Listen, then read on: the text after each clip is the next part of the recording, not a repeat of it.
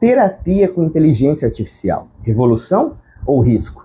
O sociólogo alemão Ulrich Beck, conhecido por sua teoria da sociedade do risco, explica que vivemos em uma era em que os perigos que enfrentamos não são apenas naturais, como desastres climáticos, mas criados pela própria sociedade.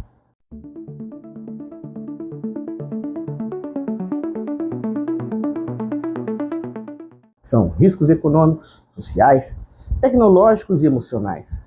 Ele chama a atenção para o fato de que o progresso moderno, em vez de eliminar os perigos, acaba criando novos. Um bom exemplo, a crise econômica de 2008, um colapso global que destruiu empregos, corroeu a confiança nas instituições e alterou profundamente o modo de vida das pessoas. As consequências não foram só materiais. Casamentos, por exemplo, perderam sua estabilidade tradicional. O Estado deixou de garantir a proteção social como garantia antes. E o futuro passou a parecer mais incerto. Essa é a essência da sociedade do risco do Ulrich Beck. E aí ele analisa como a globalização, o avanço tecnológico e a modernização contínua minam estruturas tradicionais, como trabalho assalariado, família, religião e o Estado. Ele fala em destradicionalização e individualização. O indivíduo, antes amparado por instituições sólidas, agora precisa gerir sozinho todos os aspectos de sua vida, inclusive a sua saúde mental. E isso aqui eu destaco, que é uma marca geracional clara, especialmente dos millennials, que é a minha geração. Segundo Beck, a modernidade se divide em duas fases. Na primeira, durante o auge da sociedade industrial, predominava a família nuclear, o emprego fixo, a previsibilidade. Já na segunda fase, ele chama de modernidade reflexiva. É marcada pela globalização, pela incerteza e por um profundo individualismo. Nesse novo cenário, cada um precisa construir seu próprio destino. Parece empoderador, mas também é angustiante. Estamos todos mais livres, mas ao mesmo tempo mais desamparados, o binômio liberdade versus segurança. E é nesse contexto que cresce a busca por apoio emocional e inteligências artificiais.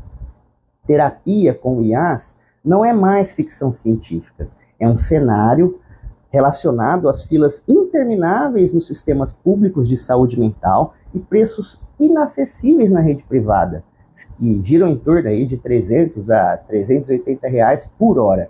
Isso até por baixo. Muita gente recorre, então, por isso, às alternativas digitais. Aplicativos como o Wyza, o Character AI e até o ChatGPT são usados diariamente para simular conversas terapêuticas. Segundo dados recentes, pelo menos 1 em cada 10 pessoas já usou esse recurso, número que pode ser ainda maior se a gente incluir quem recorreu a esse tipo de apoio apenas uma ou outra vez. E aí você, eu pergunto, já usou esses chatbots como terapeutas? Comente, deixe aí nos comentários. Os usuários relatam que essas IAs oferecem um tipo de companhia constante.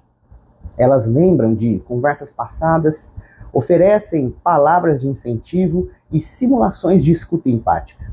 No Reino Unido, por exemplo, uma jovem usuária do sistema de saúde, à espera de atendimento psicológico no sistema público, passou por meses conversando até 3 horas por dia com um chatbot, tratando de ansiedade, autoestima e até uma situação de separação que ela viveu.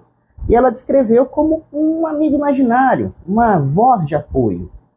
Outro caso é um homem diagnosticado com autismo, ansiedade e depressão, que afirma ter encontrado alívio nos momentos de crise ao conversar com o aplicativo Wyza, especialmente de madrugada, quando não tinha ninguém para lhe dar apoio, para ele conversar. E tem dado certo? Em parte, sim. Um estudo do Dartmouth College mostrou que, após 4 semanas de uso, Usuários de bots terapêuticos apresentaram uma redução de até 51% nos sintomas depressivos. É um número expressivo, mas tem que ter cuidado, não pode ser mal interpretado. Essas IAs são baseadas em modelos de linguagem treinados em enormes quantidades de dados, livros, artigos, sites, fóruns. Elas aprendem a prever a palavra seguinte, formulando frases que imitam uma conversa humana, mas não necessariamente é a mesma coisa. E alguns são programados com técnicas específicas, como a terapia cognitivo-comportamental.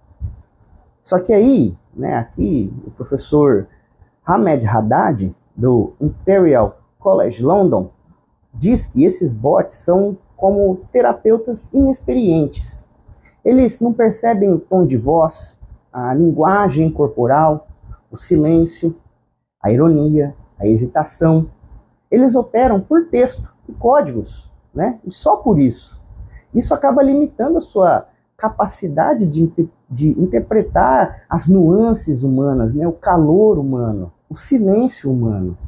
Além disso, existe o que se chama de postura sim senhor. Esses bots tendem a concordar com o usuário, mesmo quando ele expressa pensamentos prejudiciais ou qualquer coisa negativa, e o que pode acabar reforçando crenças disfuncionais, pode acabar reforçando inclusive os transtornos, ao invés de tratá-los ou confrontá-los. A filósofa Paula Boddington aponta outro risco: os vieses incorporados nesse tipo de sistema. Eles refletem valores culturais implícitos nos dados com que foram treinados, como a valorização excessiva da autonomia e da produtividade, que pode não corresponder à diversidade das experiências culturais e emocionais dos usuários. Em resumo, são respostas baseadas em padrões, não em compreensão real. E mais, esses dados podem te levar a comportamentos mais nocivos ainda. E aí entramos num outro ponto delicado: a desumanização do cuidado. O chatbot, ele pode consolar? Sim, mas ele não escuta de verdade, ele não sente, ele não observa, ele não se afeta. E isso pode aprofundar a sensação de solidão, que justamente o que esses usuários estão tentando evitar. Outro problema é o acesso desigual à tecnologia. Em um país como o Brasil, por exemplo, milhões de pessoas não têm conexão estável ou smartphones adequados, e a promessa da terapia para todos, ou mesmo acesso à saúde para todos, é uma ilusão. A desigualdade digital acaba sendo mais um filtro de exclusão dessas pessoas. E também existem os riscos éticos, Conversas com chatbots podem ser armazenadas, analisadas e usadas para fins comerciais ou até de manipulação política e social. Imagina, dados sobre os seus medos, seus traumas, as suas vulnerabilidades sendo usadas para vender produtos, reforçar bolhas ideológicas, moldar opiniões políticas ou até moldar comportamento de produtividade. Casos extremos já aconteceram. Um adolescente no Reino Unido morreu por suicídio após longas interações com o chatbot. E aí as transcrições mostraram que a inteligência artificial não apenas deixou de oferecer suporte adequado para o garoto, como incentivou de forma sutil a atitude final, o suicídio. E isso acendeu um alerta global. No Brasil, nós temos a Lei Geral de Proteção de Dados, que regula a coleta das informações pessoais, mas a aplicação ainda é frágil, especialmente com plataformas estrangeiras. Na Europa, a regulação é um pouco mais rigorosa, mas ela não é à prova de falhas. E nos Estados Unidos, então, sequer há uma legislação federal robusta sobre isso. Bom, e o que tudo isso nos diz sobre o mundo que a gente vive agora e o que a gente vai viver no futuro? Revela uma sociedade cada vez mais solitária, ansiosa e pressionada a resolver os seus próprios problemas, a culpabilidade do indivíduo. revela que o sofrimento psíquico se tornou individualizado, enquanto as causas estruturais, sistêmicas, da sociedade mesmo, como o colapso do sistema público de saúde mental, o esgotamento do trabalho, o isolamento social, são silenciados. E aí, como diria Ulrich Beck, é a sociedade do risco. Vivemos num mundo em que o indivíduo é responsabilizado por tudo, até por sua saúde mental, mesmo que advenha de problemas sistêmicos, né? E aí nós não temos ferramentas institucionais para lidar com isso. E a inteligência artificial, nesse cenário, surge como um paliativo. Ela pode ajudar? Ela pode ajudar. E até ajuda em alguns casos, mas não deve substituir o cuidado humano. Ela não é um substituto da escuta profissional, da empatia genuína e da relação terapêutica construída com o tempo.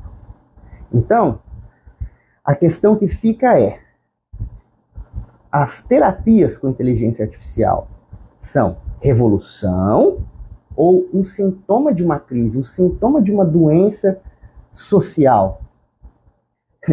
Se você gostou dessa análise, deixe seu like, compartilhe com quem precisa pensar sobre isso e se inscreva no canal para mais conteúdos que acabam mergulhando aí na nossa realidade social atual. E a gente se vê no próximo vídeo. Muito obrigado.